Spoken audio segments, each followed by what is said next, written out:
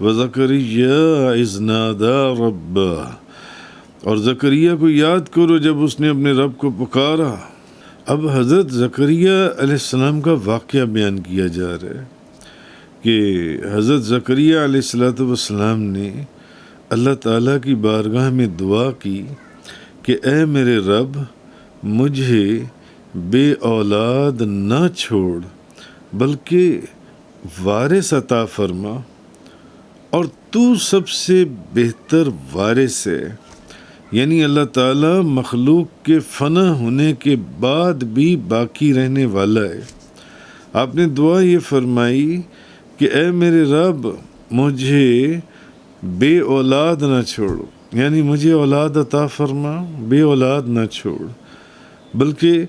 وارث عطا فرما، اور ساتھ یہ بھی فرما دیا کہ تو سب سے زیادہ بہتر وارث ہے۔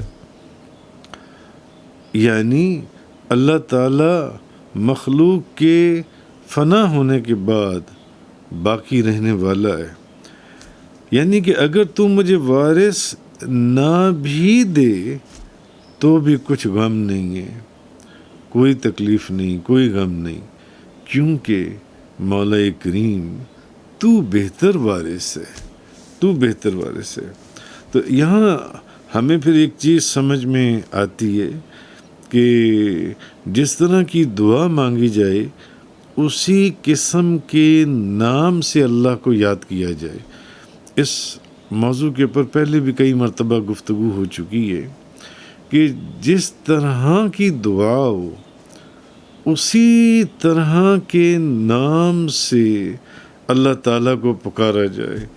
بخشش اور مغفرت کے لیے رحیم اور کریم کے ساتھ، رزق کے لیے اس کے رزاق ہونے کے ساتھ۔ تو اب جیسے کہ یہاں کہ جیسی دعا مانگے اسی قسم کے نام سے اللہ کو یاد کرے، تو اب ان کا فرزند ان کے کمال کا وارث ہونا تھا، لہٰذا اب اپنے رب سے وارث کی اللہ کو آپ نے وارث کی صفت سے یاد فرمایا، یعنی کہ تو مجھے وارث عطا فرما، مگر ساتھ فرمایا تو بھی تو بہترین وارث ہے، جون سے تو ہمیشہ باقی رہنے والا ہے، اور اگر تو مجھے وارث نہ بھی دے تو تب بھی مجھے کوئی غم نہیں ہے، کیونکہ تو بہترین وارث ہے، تو بہتر وارث ہے۔ تو دوسری بات یہ کہ اس ٹاپک کے اوپر بھی پہلے کئی مرتبہ گفتگو ہو چکی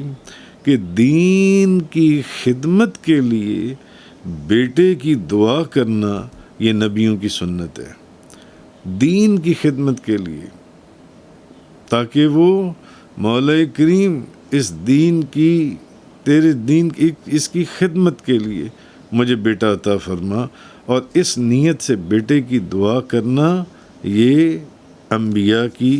سنت ہے جو ان سے۔ بہرحال آگے فرمایا فاستجبنا لہ، تو ہم نے اس کی دعا قبول کی، کہ ہم نے حضرت زکریا علیہ السلام کی دعا قبول کی اور انہیں سعادت مند فرزند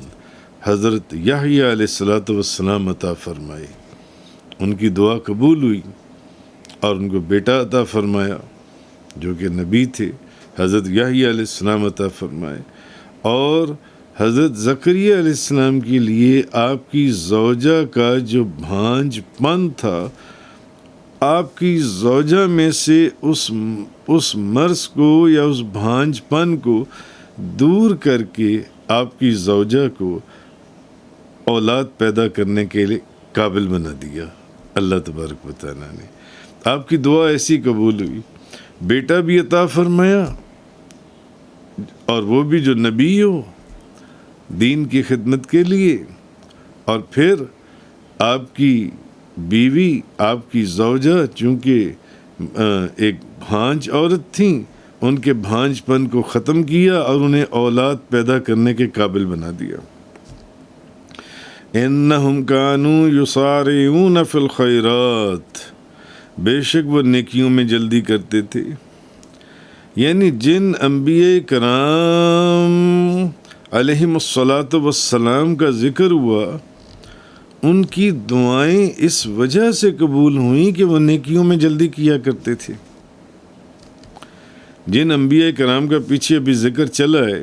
ان کی دعائیں اس لیے قبول ہوئیں کہ وہ نیکیوں میں جلدی کرتے تھے اور اللہ کو بڑی رغبت سے اور بڑے ڈر سے پکارتے تھے اور اللہ کے حضور دل سے جھکنے والے تھے۔ ان کی جو دعائیں قبول ہوئی ہیں وہ اس لیے کہ جو اس کا مطلب ہے کہ جو بھی بندہ نیکی کی طرف رغبت کرے گا اس کی دعا جلدی قبول ہوگی، اور بڑے شوق سے اپنے رب کو پکارے گا، رغبت سے، اس کی بھی دعا بہت قبول ہوگی۔ وہ اللہ تعالیٰ کے حضور دل سے جھکنے والے تھے۔ تو معلوم ہوا کہ جو شخص یہ چاہے کہ اس کی دعا مقبول ہو، اس کی دعا قبول ہو، تو اس شخص کو چاہیے کہ وہ یہ کام ضرور کرے۔ مثلا اگر کوئی نیک کام ہے تو نیک کام کرنے میں دیر نہ لگائے، فوراً اس نیک کام کی طرف جائے۔ امید اور خوف کے درمیان رہتے ہوئے، امید اور خوف کے درمیان رہتے ہوئے ہر وقت اللہ سے دعا مانگے، یعنی امید بھی لگائے اور اس کے دل میں خوف بھی ہو، وہ اللہ سے دعا مانگے۔ اور نیک کام جب بھی اس کو کوئی سامنے آ جائے تو اس نیک کام کو کرنے میں دیر نہ لگائے، اور اللہ کی بارگاہ میں عاجزی اور انکساری کا، عاجز بن کر انکساری کا اظہار کرے۔ جب یہ تین چیزیں اس کے وجود میں آ جائیں گی کہ نیکی کا کام کرنے میں وہ دیر نہیں لگائے گا، وہ فوراً نیکی کرے گا، نیکی کا کام، اور امید اور خوف کے درمیان میں رہتے ہوئے اللہ سے دعا کرے گا، اور پھر عاجزی اور انکساری سے اظہار کرے گا، یہ وہ شخص ہے جس کی دعا انشاءاللہ ضرور قبول ہوگی اور اس کی دعا مقبول ہوگی۔